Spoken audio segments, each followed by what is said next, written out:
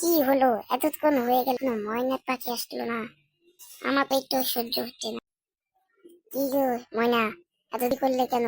তোমার জন্য আমি সকাল থেকে বসছি। ও শোনো, বাসায় বাবা ছিল তাই আসতে পারিনি, দেরি হয়ে গেল। আমাকে ক্ষমা করে দাও। তুমি প্রতিদিন এমন লেট করো কেন সোনা? আমি তোমার জন্য শুধু শুধু বসে থাকি। আর যদি দেরি করো তাহলে কিন্তু আমি আর আসবো না। তুমি তো সবই জানো, আমার বাসায় বা থাকে তাই আমাকে আসতে দেয় না। আমি স্কুলে কোচিং কথা বলি, ঘর থেকে বের হই।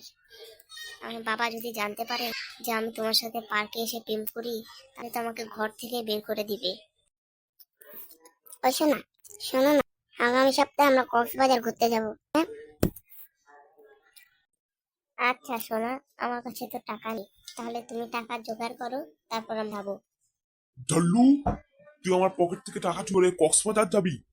আমি এত কষ্ট করে টাকা উপার্জন করি আর তুই সব চুরি করে এনে তোর গার্লকে খাওয়াস। আবার কি, সামনের সপ্তাহে কক্সবাজার ঘুরতে যাবি? সব টাকা ফেরত দে বলছি, না হলে বাসায় গেলে তোর হাত পাও ভেঙবো। বাবা, আমি তোমার পকেট থেকে টাকা চুরি করিনি। আমার আর আমার গার্লফ্রেন্ডের কিছু জমানো কাজ ছিল, আমরা সেগুলো দিয়েই কক্সবাজার যাব বাবা।